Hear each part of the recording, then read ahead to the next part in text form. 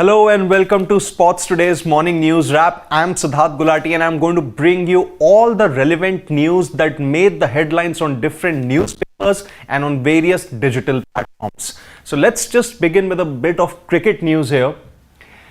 Amidst all the political turmoil, the unrest in the country and one of their cricketers being accused of murder, Bangladesh cricket team gave their fans a big reason to smile when they completed a comprehensive 10-wicket victory over Pakistan in the first of the two-match series at Rawalpindi.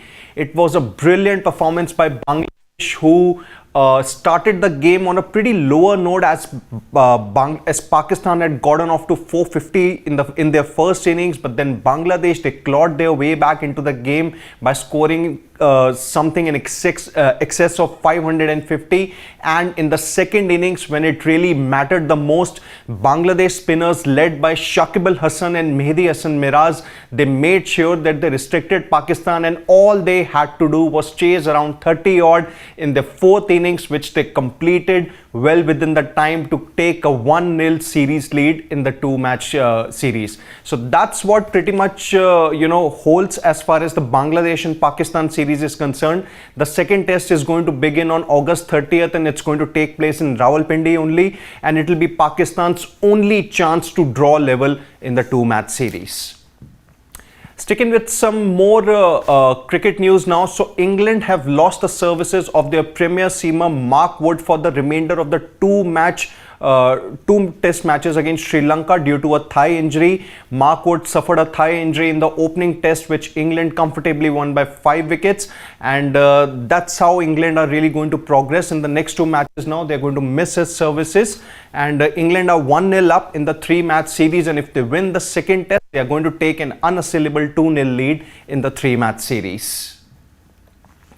Some more cricket news. So West Indies, after losing the test series against South Africa 1-0, have completed a 2-0 series lead against South Africa in the T20I series. After winning the first T20I comfortably, West Indies started off on a great note in the second T20I by scoring 179 with contributions from Shai Hope and company. Shai Hope top scored with 41, and in reply South Africa lost wickets at regular intervals and could only manage 149. For West Indies, Romario Shepherd and Shama Joseph took 3 wickets each, and Romario Shepherd was named the player of the match. So that's how things really stand as far as the T20I series is concerned. West Indies have already taken an unbeatable 2-0 lead in the 3-match series, and the final match, which is going to be a dead rubber, will take place on Wednesday on 28th of August, and it will be the only chance for South Africa to aim for a consolation victory. Moving on to some pole vault news now. So Armand Duplantis has once again broken his pole vault record by clearing 6.26 meter in the Diamond League. So once again he has stepped up and moved 1 centimeter more, something that he previously achieved in the Paris Olympics with a record of 6.25, and this is the third time that he has broken his own pole vault record this year, and overall this is the 10th time that he has broken his own world record in the pole vault, each time extending by 1 centimeter each.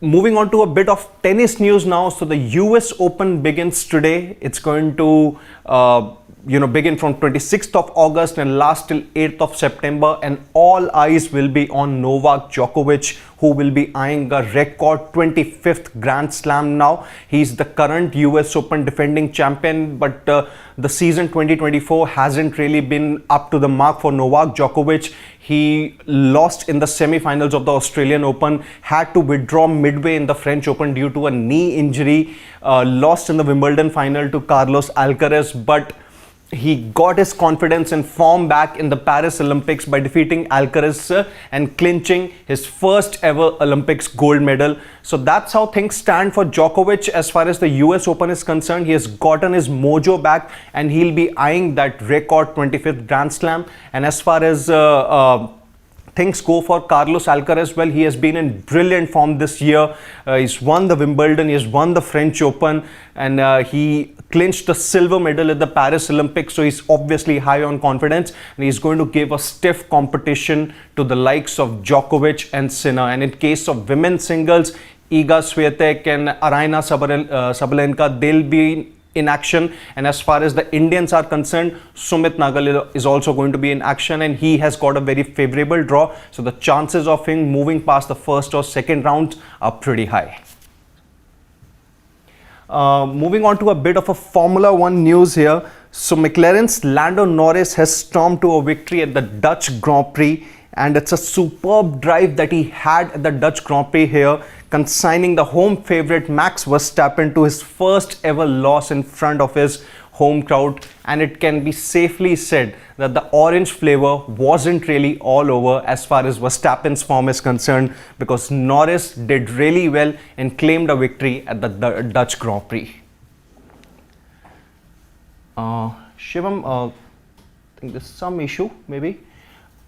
Okay, I think there's just one more news left. So moving on to a bit of a badminton news now. So Lakshya Sen, after his brilliant performance in the Paris Olympics where he finished fourth, has now headed to Austria for a fitness, rev up on his thing, because this is where, he wants to have a proper fitness assessment as to how he can get fitter and stronger for the upcoming BWF tournaments that are going to take place in the near future. So that's pretty much about it that we have from the morning news wrap.